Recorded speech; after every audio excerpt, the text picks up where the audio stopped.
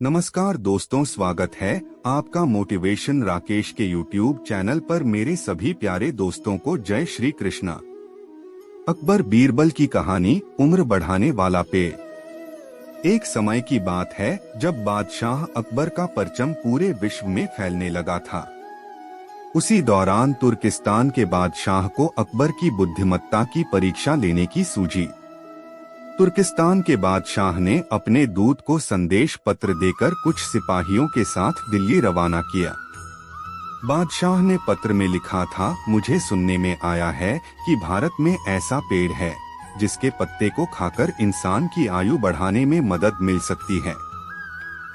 अगर यह बात सच है तो मेरे लिए उस पेड़ के कुछ पत्ते जरूर भेजें।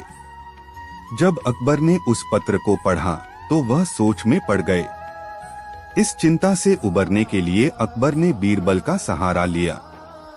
बीरबल की सलाह पर बादशाह अकबर ने तुर्किस्तान से आए सिपाहियों और दूत को कैद करने का आदेश दिया। सिपाही और दूत के कैदखाने में कई दिन बीत जाने के बाद अकबर और बीरबल एक दिन उनसे मिलने गए।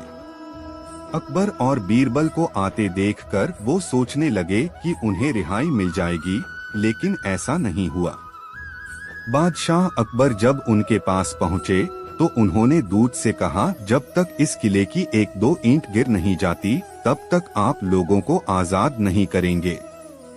ऐसा होने तक आप सभी के लिए यहाँ खाने पीने का पूरा इंतजाम किया जाएगा।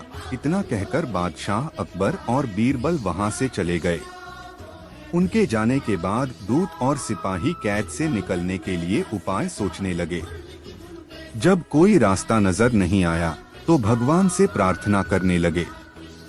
जल्द ही उनकी प्रार्थना रंग लाई और कुछ दिनों बाद अचानक तेज भूकंप आया और भूकंप के कारण किले का एक भाग टूटकर गिर गया।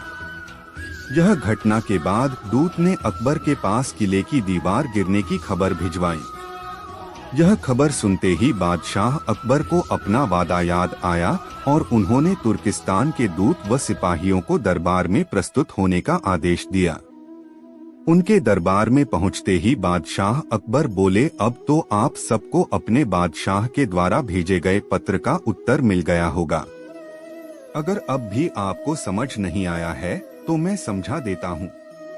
तुम सिर्फ 100 लोग हो और तुम्हारी आह सुनकर किले का एक हिस्सा गिर गया, तो सोचो जिस देश में हजारों लोगों पर अत्याचार होते हैं उस देश के बादशाह की आयु कैसे बढ़ेगी। लोगों की आह से उसका पतन तो निश्चित है। हमारे भारत देश में किसी गरीब पर अत्याचार नहीं होता। यही होता है आयुवर्धक वृक्ष। उसके कुछ दिन बाद बादशाह ने उन सभी को उनके देश भेज दिया है और रास्ते में होने वाले खर्चे के लिए कुछ पैसे भी दिए। दूत ने तुर्किस्तान पहुंचकर भारत में घटित सारी बात विस्तार से बादशाह को बताए। अकबर बीरबल की बुद्धिमत्ता देखकर तुर्किस्तान के बादशाह ने दरबार में उनकी बहुत प्रशंसा की। कहानी से सीख। इस कहानी से यह सीख मिलती है कि सभी के साथ प्रेम से रहना चाहिए और कमजोर पर अत्याचार नहीं करना चाहिए।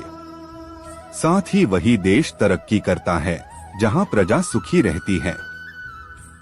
आपसे मेरी प्रार्थना है कि मुझे मोटिवेट करने के लिए वीडियो को लाइक करें, शेयर करें, सब्सक्राइब जरूर करें दोस्तों, और कमेंट में जय श्री राम जरूर लिखें।